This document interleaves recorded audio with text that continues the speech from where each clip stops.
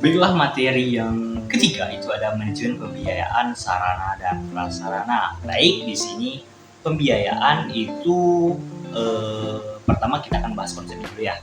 Baiklah, konsep pembiayaan pendidikan itu menurut biasa, pembiayaan pendidikan adalah pengelolaan atau segala proses keuangan di sekolah atau madrasah lembaga pendidikan guna memaksimalkan pencapaian tujuan kegiatan sekolah.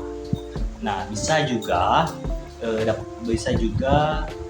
dapat diartikan sebagai pembiayaan pendidikan adalah upaya mengumpulkan dana untuk membiayai operasional dan pengembangan pendidikan untuk meningkatkan kualitas SDM sehingga mampu bekerja sama di lingkup lokal, regional, nasional maupun internasional. Baiklah, di sini kita akan membahas faktor yang mempengaruhi pembiayaan pendidikan. Nah, faktor apa saja sih faktor-faktor yang mempengaruhi pembiayaan pendidikan? Di sini saya akan menjelaskannya, yaitu yang pertama itu ada kenaikan harga atau rising price. Yang kedua itu ada perubahan relatif dalam gaji pengajar atau e-teacher salaries. Nah, yang ketiga itu ada perubahan dalam populasi dan kenaikannya presentasi peserta didik di sekolah negeri.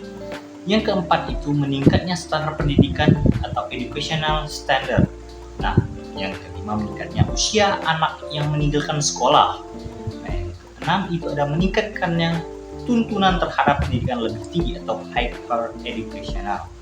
Nah, setelah itu kita akan membahas landasan hukum pembiayaan pendidikan dan sumber keuangan sekolah. Nah, landasan hukum itu ada dua, yaitu dasar yuridis dan dasar filosofis. Nah, setelahnya itu ada sumber keuangan sekolah atau pembiayaan pendidikan. Itu diantaranya dari orang tua, pemerintah pusat, pemerintah daerah, masyarakat, fasilitas sekolah, siswa, dan pemilik sekolah atau yayasan. Sekarang itu ada manajemen sarana dan prasarana. Kita akan membahas manajemen sarana dan prasarana.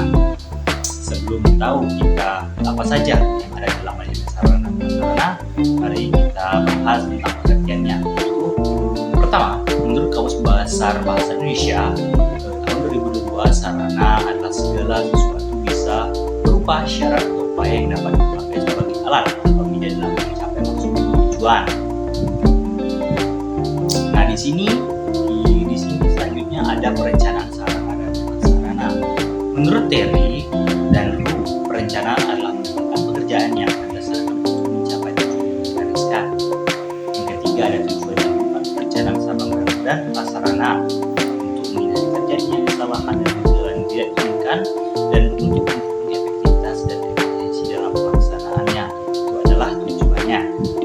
Sekarang selanjutnya itu ada persyaratan perencanaan sarana dan prasarana. Perencanaan pengadaan sarana dan prasarana pendidikan persekolahan harus dipandang sebagai bagian integral dari usaha peningkatan kualitas proses belajar mengajar. Dan B, perencanaan harus jelas. Nah, yang kelima itu perencanaan pengadaan barang bergerak dan barang tidak bergerak. Yaitu pertama kita akan membahas barang bergerak. Yang barang bergerak itu ada barang habis pakai dan barang tidak habis pakai. Nah, barang tidak bergerak itu berupa tanah dan bangunan. Nah, itu inventarisasi sarana dan prasarana. Inventarisasi sarana dan prasarana pendidikan menurut Barnawi 2015 adalah pencatatan atau pendaftaran barang milik sekolah ke dalam suatu daftar inventaris barang secara tertib dan teratur menurut ketentuan dan tata cara yang berlaku. Baiklah, itu saja pembahasan dari saya.